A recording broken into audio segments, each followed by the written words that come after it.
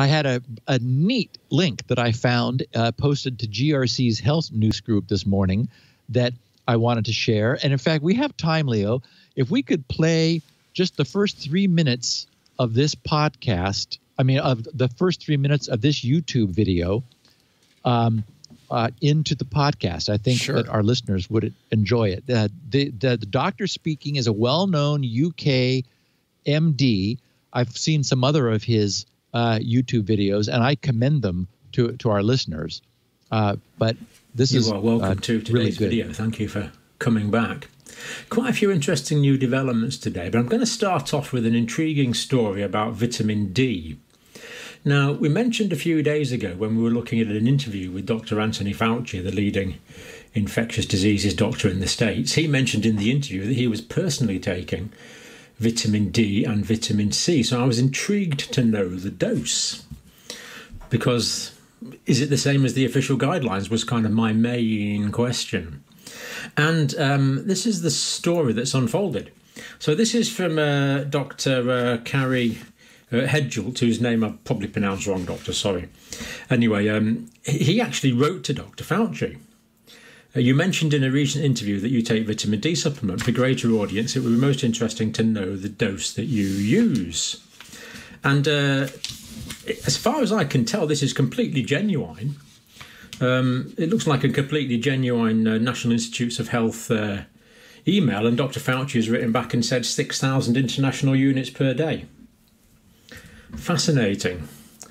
And then Carrie bounced that back onto me, and has given me permission to share his name and details. So appreciate that, the initiative that you've taken there.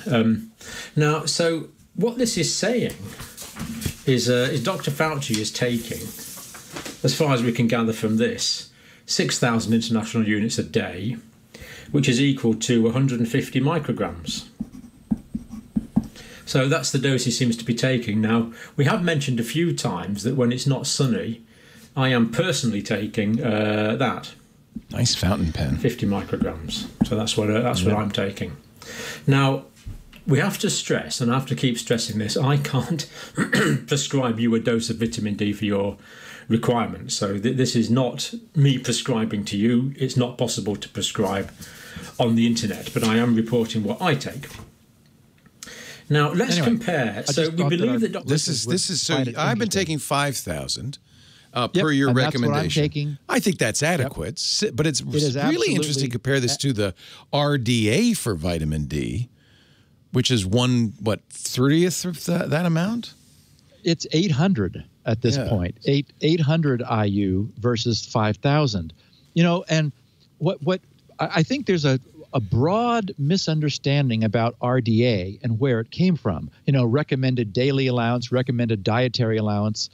The RDA was developed by the military back a long time ago to determine the content of military rations. Oh. They were trying to determine what they had to put in there to keep soldiers from dying from eating K rations.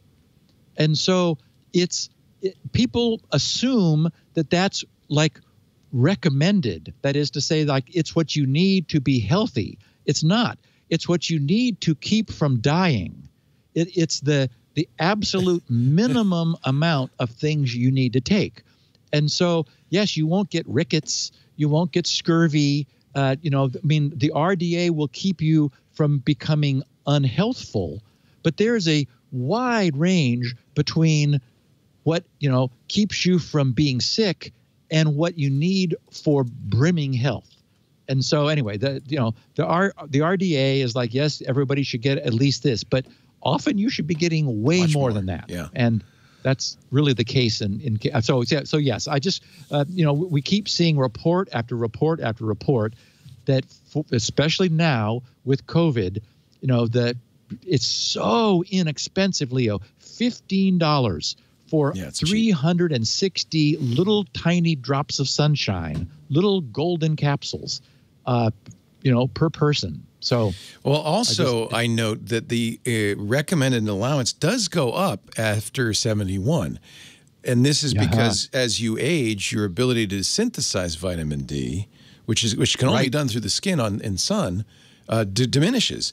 Not to well, and remember, in my famous vitamin D podcast that occurred after I had been naked sunbathing at noon and going to the lab daily to see whether I could develop any evidence of my own ability to synthesize vitamin D. I sort of blocked off the patio so that I wouldn't be too coming to the attention of my neighbors.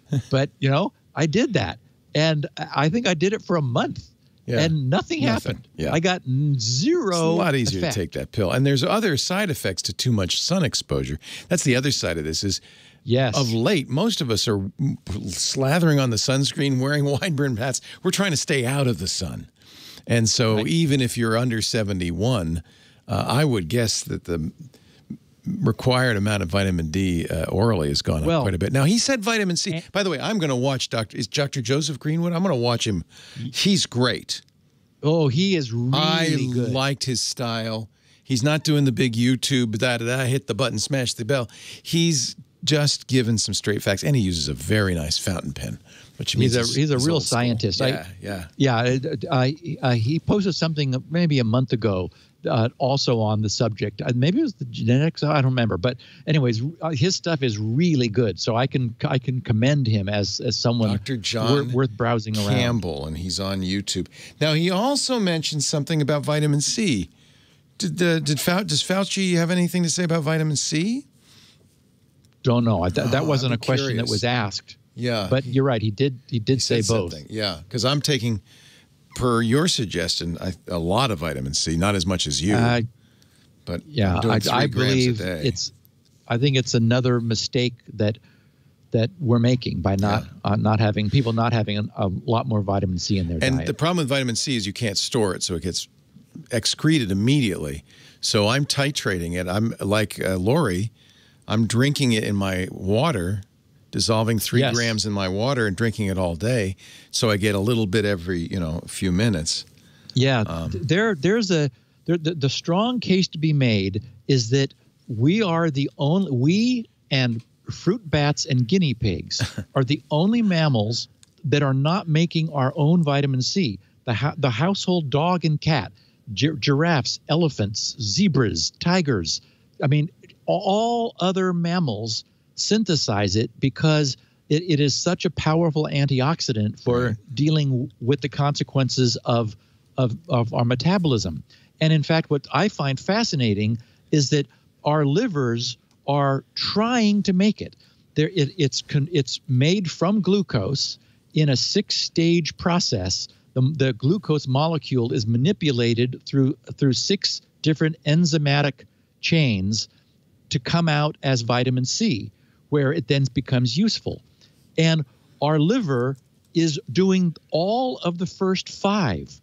But the last enzyme, it's called L-gluconolactone oxidase, if anyone's curious, it's missing from we know where the defect is on the human genome, that where back in our evolutionary past, it got broken.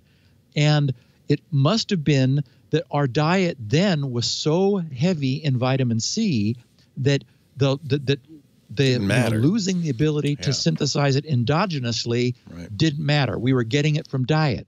But now, we're eating steak that doesn't have any vitamin C in it. And so it's like, whoops. And the problem is anything that kills us quickly, we find a cure for, or we focus on it a lot. It's the things that kill you really slowly that they just slip under the radar. Yeah. So anyway, wow. Yeah. Great stuff. I'm going to watch more of him. That's really he's really great. I do commend him to everybody. Dr. John Campbell.